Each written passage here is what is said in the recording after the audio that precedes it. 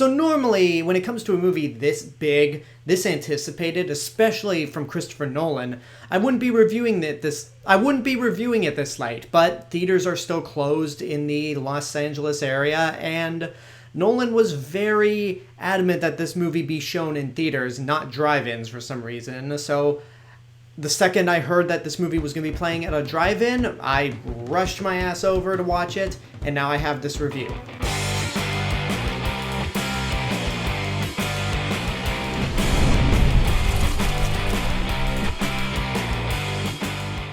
Hey everyone, it's Alexander the Real Mr. Robinson. Welcome to the channel, and this is my review for the latest masterpiece from Christopher Nolan, according to the internet before the movie came out, Tenet, which stars John David Washington, Robert Pattinson, and is, again, the latest Christopher Nolan movie. But before I get started, I gotta drink some water.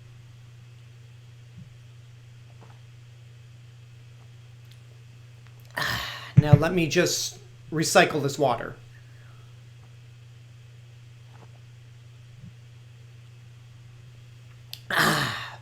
What? Gotta save it for later. Gotta recycle, guys. Alright, so that ridiculous sketch aside that almost every YouTube reviewer has been doing, this movie follows a protagonist, played by John David Washington. And that's not me trying to be fancy. His character doesn't even have a name in the movie, and is only listed as the protagonist. Anyway, he plays a secret agent who is trying to stop the possibility of a World War III, and there is some time manipulation that comes into play that allows him to accomplish this mission. There was actually a point where I was not going to see this movie until it came out on VOD because I don't trust people right now. I'm sure the movie theaters that are open are doing their best social distancing protocols, so I trust them.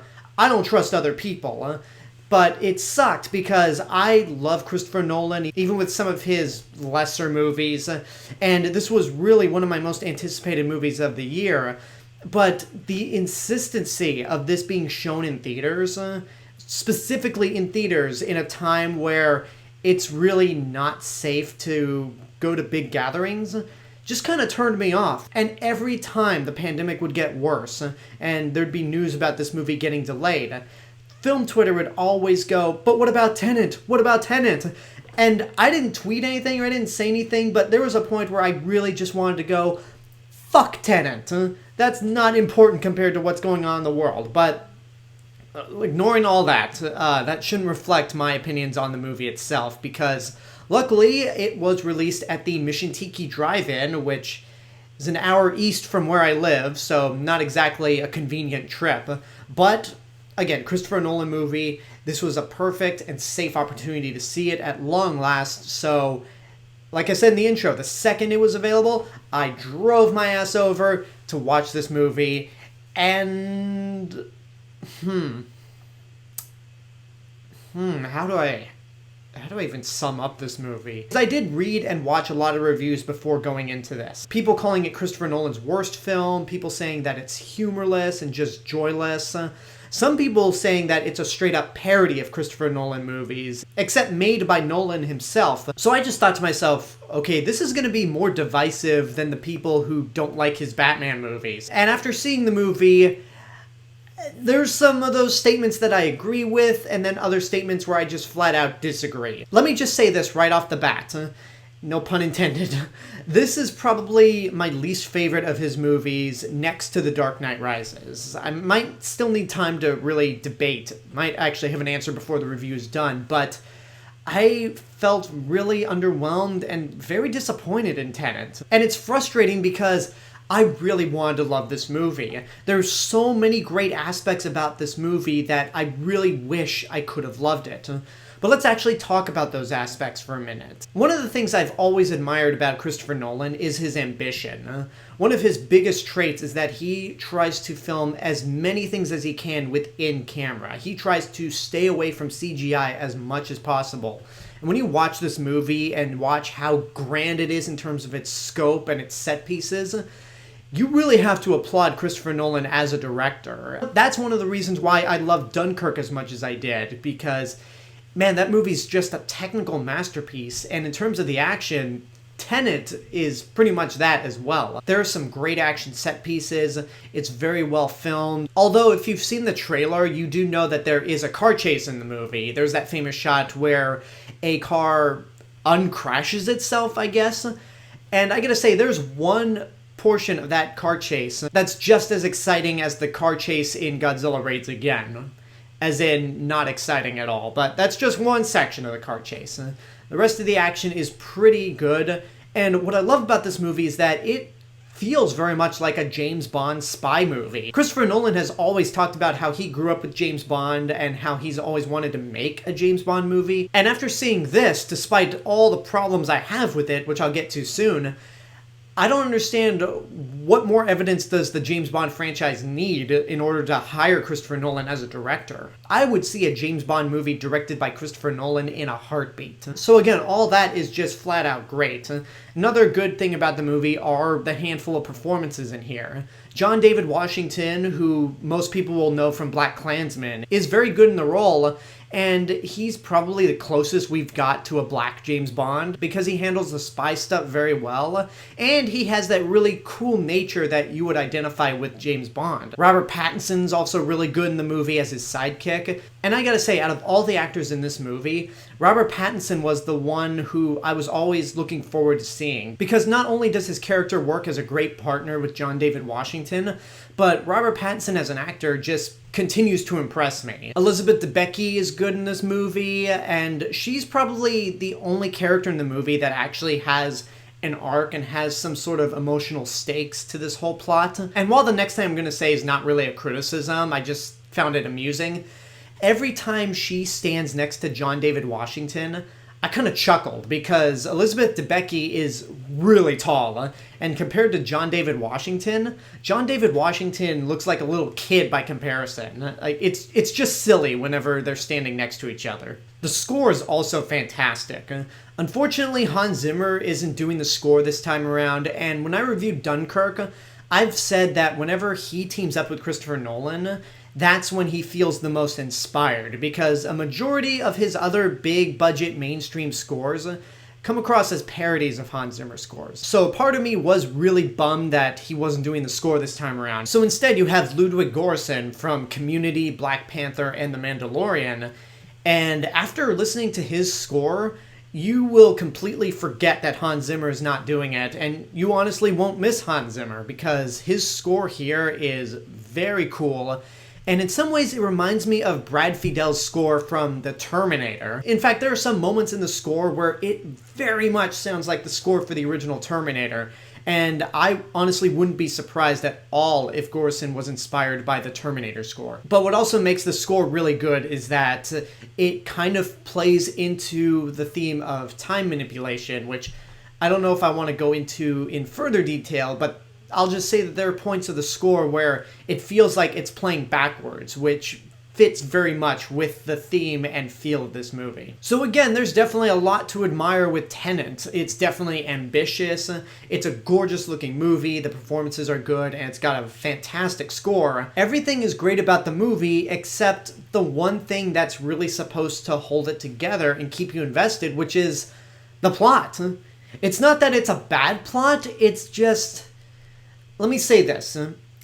Much like how Dunkirk highlights everything great about Christopher Nolan as a director, Tenet highlights everything that is bad about Christopher Nolan as a writer. Because, hey, he might be an amazing director and made some of the greatest movies of this millennium, but as a writer, Nolan is very lackluster and not really the best.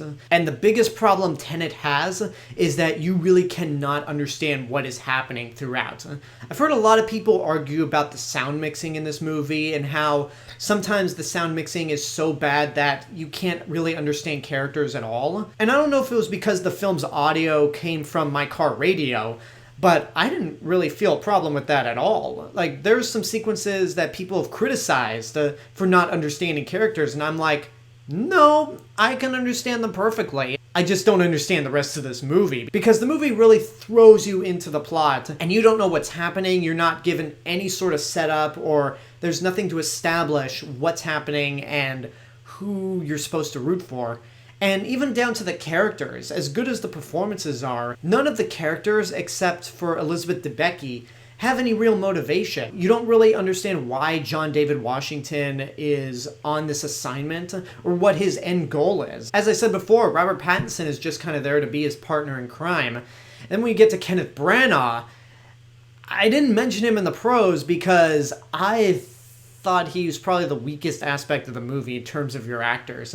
He is so over the top, and it kind of took me out of the movie at points. He plays the villain of the movie, and there are a handful of moments where he's actually kind of creepy and intimidating, and for those few moments, it worked. But for the rest of the movie, I thought he was just hamming it up, and his accent, his Russian accent, is just laughable at points. It's not as bad as Anya Taylor-Joy's accent in New Mutants, but for a movie this serious, with few humorous moments here and there, it didn't work. If I could go back to the film's writing and the screenplay, the biggest problem is really just a lack of explanation. I mean, there is a point in the movie early on where a character says something along the lines of, "Don't think about it, just feel it." And after hearing that bit of dialogue, I just thought to myself, if that isn't a meta response for Nolan telling the audience, "You're not going to understand this," then I don't know what is. And I tried to take the movie's word for it. I tried to just sit there and experience the movie rather than think about it. But I just couldn't do that. And the reason why goes into why I think Nolan is not really a good writer, especially when it comes to dialogue, because a lot of the dialogue in his movies, especially in Inception, is nothing but exposition. The reason I don't have a problem with it in Inception is because Inception's not that complicated to follow. It does require you to think, sure, but once you got the hang of it and you realize what Inception's about, it's easy to follow. And there's a motivation for Leonardo DiCaprio's character to do what he's doing. You see his end goal, but with Tenet, there's so much explanation with very little setup or establishment that you can't get into it. And you don't even know what John David Washington's motivation is throughout the entire movie. I had to read the synopsis on Wikipedia just to fully understand the movie. And once I actually read what the protagonist's main goal was, that just raised further questions for me. So, this is a tough movie to rate, honestly, because much like with The Dark Knight Rises, there's so many great things about it. There's so many things to love that I wish I could love the movie as a whole. But I unfortunately can't, because the thing that really matters most, the story, is just muddled. Unlike The Dark Knight Rises, which I don't think is a very good story at all, I feel like Tenet has the potential for a good story, but it's just bogged down by a lack of setup and a lack of establishment in this world. So I hate to do this. I really hate to do this. But I'm going to have to say watch at your own risk. Much like with New Mutants, this movie is not worth risking your life to see in the theaters. I don't care if it's Christopher Nolan. I don't care how much this movie's been built up to be the thing that's going to save cinema or movie theaters. It's really not worth it. And the fact that this movie really feels needlessly long won't help either. I know the movie is 2.5 hours, much like The Dark Knight and Inception, but with those two movies, I personally never felt the 2.5 hour length. With this movie, you really feel it. Especially if you watch this movie and you are literally confused with every second. If you feel like you have to see this movie, which I feel like there's no stopping you because it is a Christopher Nolan movie, then try to be as safe as possible. But really, much like with the New Mutants, this is not worth going out to the theaters and risking your life. This was not the movie that was going to save movie theaters. But again, I still believe in the cinematic experience. And if they re-release this movie in theaters when things get better, I will see it in theaters in a heartbeat, especially in an IMAX theater. And in terms of what my least favorite Nolan movie is, I still have to go with The Dark Knight Rises. Again, there's a lot to love and admire about The Dark Knight Rises, but I think what makes Tenet a little better for me is that it's more original and more ambitious than The Dark Knight Rises, which is essentially another Batman movie. But still, having said all that, Tenet really is a disappointment for me. And there you go, that's my review for Tenet. Now I want to know what you guys think about the movie. If you've seen it, what did you think? Whatever the case may be, let me know in the comments below. And until next time, I hope you enjoyed this review. Don't forget to subscribe to the channel, give this video a like, leave a comment, support my Patreon page, follow me on social media, and until then, this is the Real Mr. Robinson telling you there's only one.